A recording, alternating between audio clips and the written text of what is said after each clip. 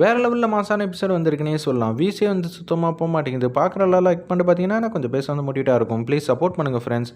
Oily வந்து இனிமேட்டு உங்கள் குடும்பம் வேறு, எங்கள் குடும்பம் வேறு, இந்த கல்யாணம் நடக்க வாய்ப்பே இல்லைங்கிற மாதிரி அதிரடியாக வந்து சொல்லிடுறாங்க இந்திராரணிக்கிட்ட. என்னடி நினச்சிக்கிட்டு இருக்க, நீ மாட்டுக்கு இஷ்டத்துக்கு எடுத்தவங்க கவுத்தோன்னு சொல்கிற, எங்கள் குடும்பத்துக்குன்னு ஒரு கௌரவம் இருக்குது அப்படின்னு சொல்லும்போது அதை தூக்கி குப்பையில் போடுங்க. என்ன நினச்சிக்கிட்டு இருக்கீங்க? என் தங்கச்சி எப்படிப்பட்டவ தெரியுமா? அவளுக்கெல்லாம் உங்கள் பையன் மாப்பிள்ளையா? நிச்சயம் அதுக்கெல்லாம் வாய்ப்பே இல்லை அப்படின்னு சொல்லி மூஞ்சிக்கு நேராக சொல்கிறாங்க. செல்வராணி வந்து கடுப்பாயிட்டாங்க. இந்திராணி, நீ இந்த குடும்பத்துக்காக பார்த்து பார்த்து அக்கறையா, நம்ம குடும்பத்துக்கு தகுதியே இல்லாதவங்க தான் இவங்க. ஆனால் நீ சம்பந்தம் பேசுனுங்கிற ஒரே காரணத்துக்காக மட்டும்தான் நம்ம தகுதியை விட்டுட்டு இவங்க கிட்டலாம் வந்து பேச்சுவார்த்தையை வந்து வச்சுக்கிட்டோம். கடைசியில் பார்த்தியா அவங்க என்னென்னலாம் பண்ணிட்டாங்க, வாங்க இங்கேருந்து போகலாம் அப்படின்னு சொன்னோன்னே, அப்படியெல்லாம் போக முடியாது சித்தி.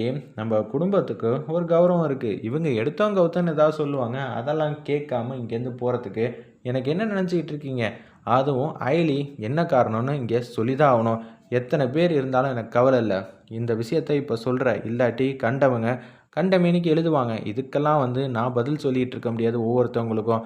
நீ இப்போ சொல்லாமல் போக முடியாது. என் தம்பி மேலே இவ்வளோ பெரிய அபாண்டமாக பழி போட்டிருக்கல, காரணத்தை தெரிஞ்சுக்கிட்டு தான் நான் இங்கேருந்து போவேங்கிற மாதிரி சொல்லும்போது யோசிக்கிறாங்க. அந்த இடத்துல நம்ம ஐலி உடனே ஜமுனா இருக்காங்களே அவங்க வந்துடுறாங்க. ஏண்டி இப்போ உனக்கு சந்தோஷமா? என் பொண்ணு பெரிய இடத்துல வந்து வாக்கப்பட்டு போகிறான்னு நினச்சி நான் சந்தோஷத்தில் இருந்தேன். அதை தான் டோட்டலாக வந்து மாற்றிட்டே. எனக்கு தெரியும்டி உன்னை பற்றி, நீ எவ்வளோ பெரிய கேடின்னு. நல்லா வந்து சிறப்பாக வந்து என் பொண்ணை வாழ்த்திட்டல்ல அப்படின்னு சொல்லிட்டு ஐலியை மண்டபத்தை விட்டு துரத்துறாங்க. சிவா வந்து நம்ம ஐலியை வந்து பிடிச்சிடுறாங்க. பார்த்து ஐலி, இனிமேட்டு யாருக்காக நீ இத்தனை நாளாக இந்த குடும்பத்துக்காக ஓடி ஓடி உழைச்சதெல்லாம் போதும். என்ன தம்பி நீ ஒரு மாதிரியாக வந்து பேசிகிட்டு இருக்க? கபிலனை பற்றி எல்லாமே எங்களுக்கு தெரியும். எங்கள் முன்னாடி கபிலனை வாயை திறக்க வேண்டியதானே? அப்படியா இருந்தா கபிலன் சும்மா இருந்திருப்பானா? அவன் நல்லவனாக இருந்தா என்ன நினச்சிக்கிட்டு இருக்கீங்க அப்படின்னு நம்ம சிவாவும் கண்ணா அப்படின்னு வந்து திட்டுறாங்க. தம்பி, நான் உங்கள் மேலே உண்மையிலே மதிப்பு மரியாதை வச்சுருக்கேன், ஊக்கிக்க வேணான்னு சொல்லி இந்திராணி வந்து பேசுகிறாங்க. நானும் உங்களை மனசாரா அக்கான்னு தான் நினச்சி சொல்லிக்கிட்டு இருக்கேன். நீங்கள் தயவு செஞ்சு புரிஞ்சுக்கங்க. இதெல்லாம் தெரிஞ்சுக்கிட்டா உங்களுக்கு தான் சங்கடம். அது எதுவாக இருந்தாலும் பரவாயில்ல, வாய் வார்த்தையாக வந்துருச்சுல அப்படின்னு சொல்லும்போது காட்ட வேண்டியதானே அப்படின்னு சொல்கிறாங்க. ஐலி, போதும், நீ இவ்வளோ நேரம் ஐலியாக வந்து யோசிச்சுட்ருக்க. அதுதான் இங்கே எல்லாமே வந்து பிரச்சனை. நீ வந்து மாற வேண்டிய தருணம் வந்துருச்சு. தயவு செஞ்சு காட்டு. நான் என் ஐலிக்காக நான் காட்டுறேன்னு சொல்லிட்டு இந்தாங்க நீங்களே பாருங்கள். ஜமுனா, நீங்களும் நல்லா பாருங்கள். உங்கள் பொண்ணை எதுக்கு எடுத்தாலும் மற்றவங்க முன்னாடி மட்டம் தட்டுறதையும் உங்களுக்கு வேலை புழப்பாக இருக்கே. உங்கள் பொண்ணை நல்ல இடத்துல கட்டி கொடுக்கணும் தானே ஐலி வந்து ஆசைப்பட்றா. அது கூட புரிஞ்சுக்காம உங்கள் வீட்டு பொண்ணை, உங்கள் குடும்பத்தை எல்லாரும் முன்னாடியும் இப்படி விட்டு கொடுத்து பேசுகிறீங்க. ஆனால் ஐலி என்னைக்காவது உங்கள் யாரையாவது ஒருத்தரையாவது விட்டு கொடுத்து பேசியிருப்பாளா? ஏன் இந்த ரித்திகா கூட என்னென்னமோ பேச்செல்லாம் பேசியிருக்கா. அவளை கூட இந்த சபையில் விட்டு கொடுக்காமல் பேசிகிட்டு இருக்கா ஐலி. இதுதான் உங்களுக்கும் அவங்களுக்கும் உள்ள வித்தியாசம்னு சொன்னோன்னே பத்மா வந்து பார்த்துக்கிட்டே இருக்காங்க. என்னது இப்படியெல்லாம் ஆகிப்போச்சேன்னு சொல்லும்போது இந்திராராணி பார்த்து முடித்தோன்னே கபிலன் கன்னத்திலே வந்து பலார் பலார்னு அடிக்கிறாங்க. ஒன்னால் நான் எப்படியெல்லாம் வந்து அசிங்கப்பட்டு நிற்கிறேன் தெரியுமா? இதெல்லாம் பழைய விஷயங்க்கா. நீ தான் சொன்னதுக்கப்புறம் நான் எந்த விதமான தேவையில்லாத முடிவும் எடுக்கிறதே இல்லைக்கா. நீ தான் புரிஞ்சுக்கணும் அப்படின்னு சொல்லிட்டு இருக்கிறப்ப சுத்தமாக வந்து போக முடியாமல் நிற்கிறாங்க.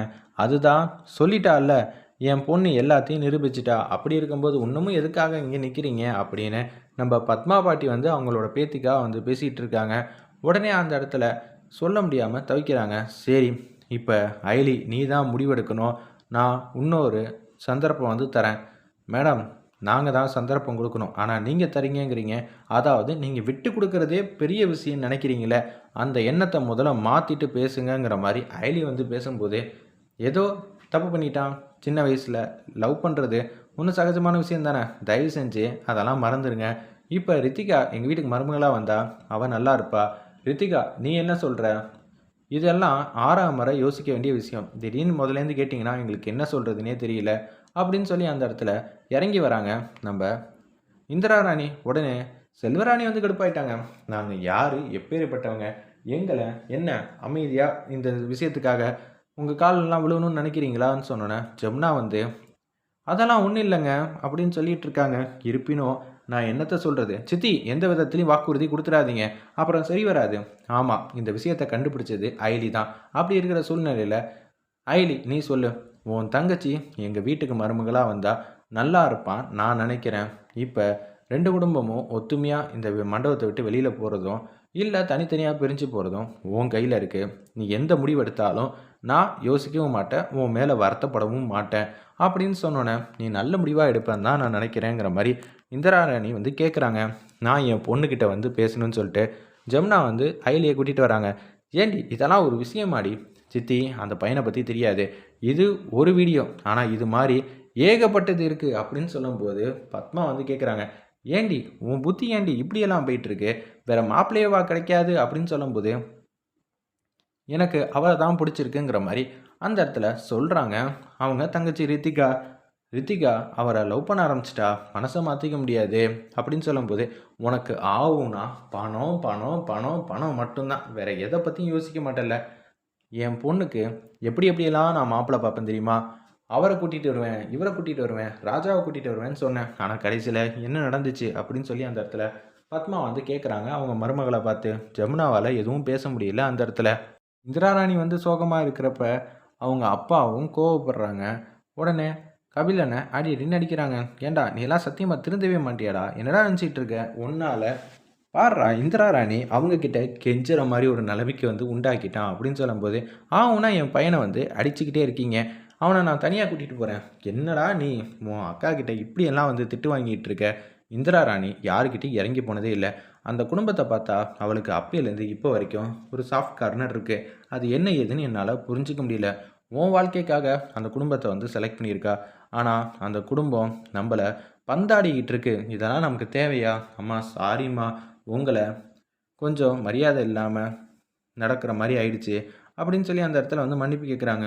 என்கிட்ட மன்னிப்பு கேட்டு என்ன பிரயோஜனம்? சொல்கிற முடிவுக்காக காத்துக்கிட்டு அவங்க இல்லைன்னு சொல்லிட்டாங்கன்னா நம்ம தான் இங்கேருந்து வெளியில் வந்து போனோம். அதை நினச்சா தாண்டா எனக்கு கொஞ்சம் கோபமாகவும் ஆத்திரமாகவும் வருதுங்கிற மாதிரி அந்த இடத்துல யோசிச்சுட்டு இருக்காங்க.